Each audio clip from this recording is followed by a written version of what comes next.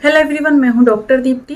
आज की इस वीडियो में मैं एक स्किन डिजीज के बारे में बात करने वाली हूं। ये थोड़ी सी रेयर जो है स्किन प्रॉब्लम होती है, लेकिन मोस्ट कॉमन कुछ लोगों में ये प्रॉब्लम होती है। और इस वीडियो में मैं इक्थियोसिस के बारे में बात करने वाली हूँ। शायद ये नाम आपने कभी सुना होगा। ये एक तरीके की स्किन प्रॉब्लम होती है जिसमें कि काफ़ी ज़्यादा ड्राइनेस होती है और स्केलिंग होती है। तो आज इसके बारे में हम बात करेंगे, उसके कुछ कॉजेस, उसके कितने टाइप्स होते हैं और उसके क्या लक्षण होते हैं और उसकी कुछ बेस्ट होम्योपैथी मेडिसिन के बारे में हम चर्चा करेंगे। तो चलिए हम इस वीडियो को शुरू करते हैं।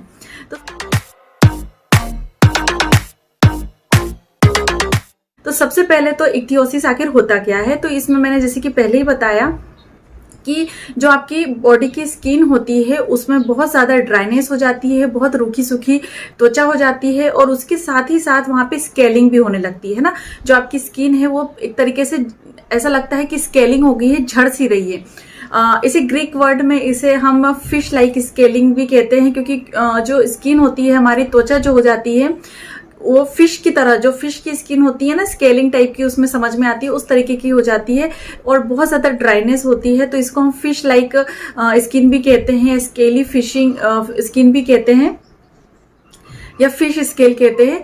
तो इस तरीके की स्किन होती है। इसमें क्या होता है कि जो आपकी स्किन की जो प्रोटेक्टिव बैरियर्स होते हैं, जो कि आपकी स्किन में मॉइस्चराइजर या मॉइस्चर्स को बना के रखते हैं, जो नमी को बना के रखते हैं, वो बहुत पूरी तरह से खत्म होती जाती है। शुरू में कम होती है, फिर धीरे धीरे करके पूरी तरह से ये लेयर जो है खत्म हो जाती है।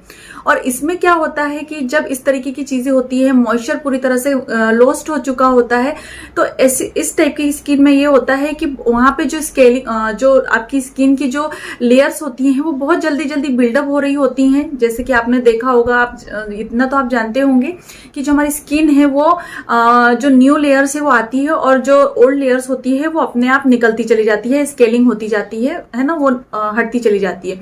लेकिन इस डिजीज में ऐसा होता है कि न्यू जो स्किन होती है वो तो बहुत जल्दी जल्दी आती है, लेकिन जो ओल्ड स्किन होती है वो जल्दी से खत्म नहीं हो पाती है या पूरी तरह से निकल नहीं पाती है।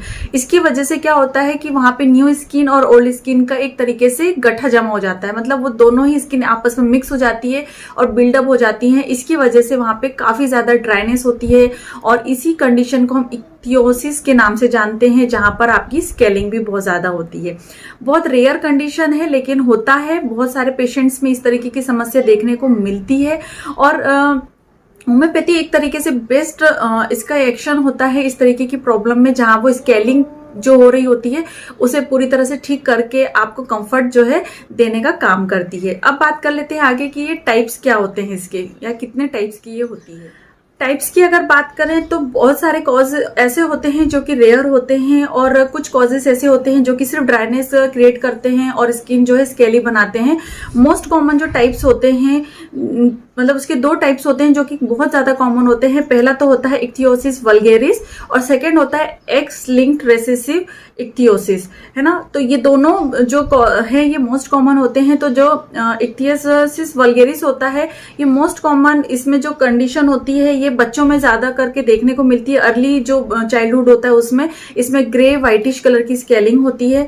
और इसी तरह से एक्स लिंक्ड रेसेसिव इक्थियोसिस जो होता है वो मोस्ट कॉमनली मेल्स में होता है।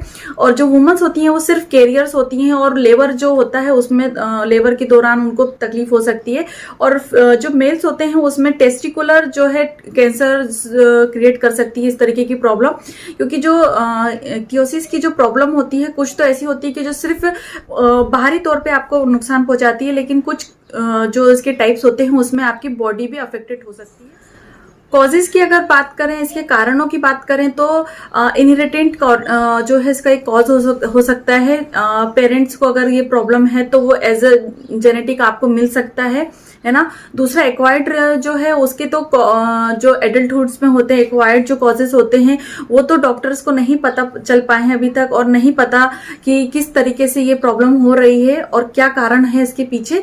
लेकिन कुछ अंडरलाइंग फैक्टर्स हो सकते हैं, जैसे कि अगर अंडर एक्टिव थायराइड ग्लैंड्स हो या फिर आपको किसी तरीके की कोई किडनी डिजीज हो, सार्कोइडोसिस हो जिसमें कि इन्फ्लेमेशन होता है आपकी बॉडी के अंदर, जो कि बहुत रेयर कॉजेज भी हो सकता है ना। इसके अलावा अगर आपको किसी तरीके का कैंसरस हो, जैसे कि हॉटकिंस लिम्फोमा होता है या HIV इन्फेक्शन होती है, कुछ अंडरलाइंग कॉजेज हो सकते हैं जिसकी वजह से आपको ये प्रॉब्लम हो सकती है। अदरवाइज ऐसे कोई स्पेसिफिक इसके कारण का तो नोन नहीं है, और एक जेनेटिक कारण होता है। अगर पेरेंट्स को है, आपकी फैमिली में किसी को है, तो ये आपको, और कुछ मेडिकेशंस होती हैं, मेडिसिन्स होती हैं जिसकी वजह से भी हो सकता है। जैसे कि कैंसर के उपचार के लिए अगर किसी तरीके की मेडिकेशंस ली जाती हैं, या हॉटकिन लिम्फोमा जब होता है उसके दौरान जो मेडिसिन्स ली जाती हैं उसकी वजह से हो सकता है, एक ट्राइगर फैक्टर होता है।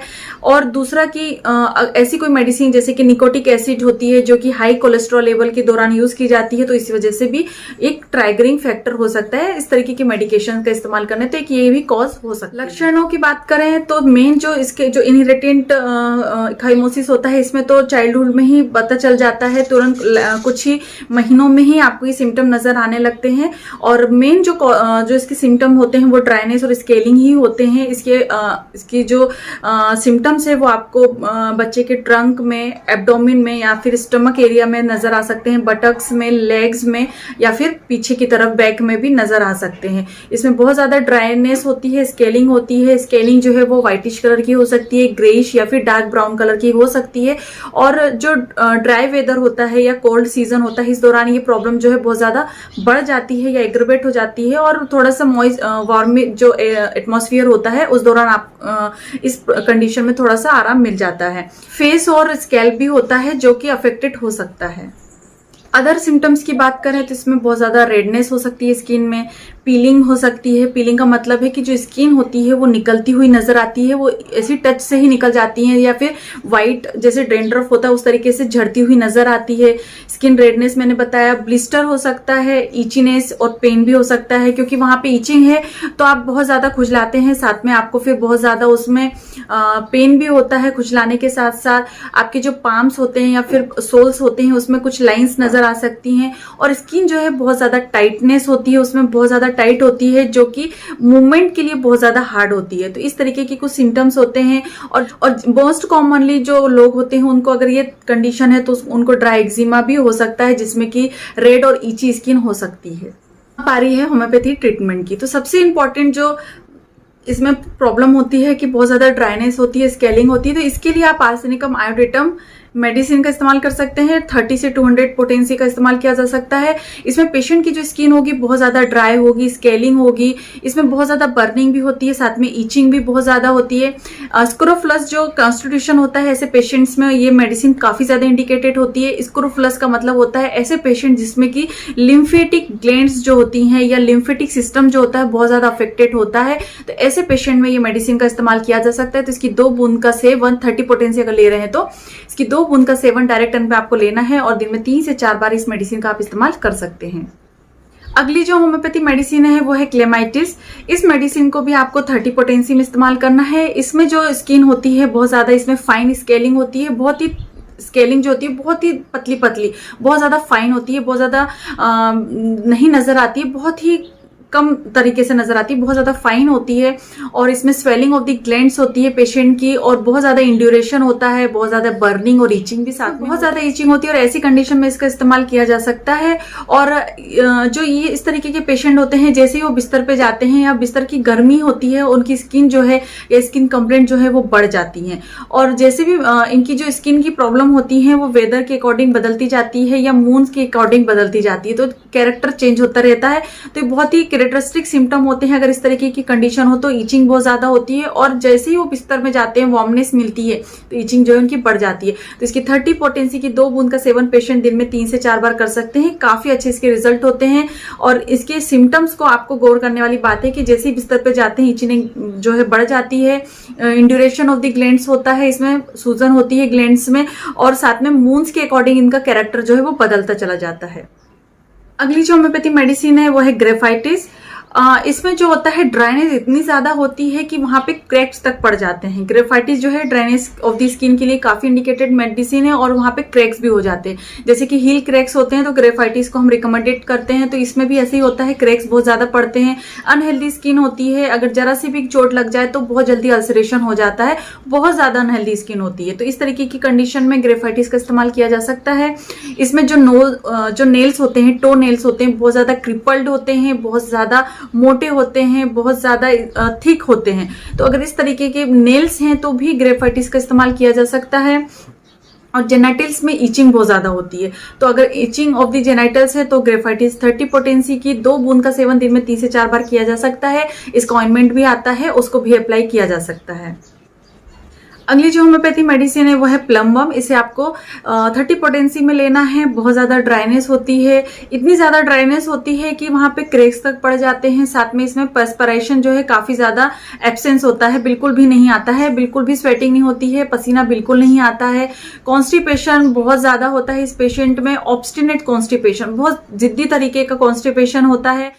और जो लिम्स होते हैं, जो हाथ पैर होते हैं, उनमें पैरालिटिक वीकनेस होती है। तो इस तरीके के अगर सिम्टम्स हैं तो इस मेडिसिन का इस्तेमाल किया जा सकता है। 30 पोटेंसी की 2 बूंद का सेवन दिन में 3 से 4 बार करना चाहिए। बहुत जल्दी इसके रिजल्ट आपको देखने को मिलते हैं।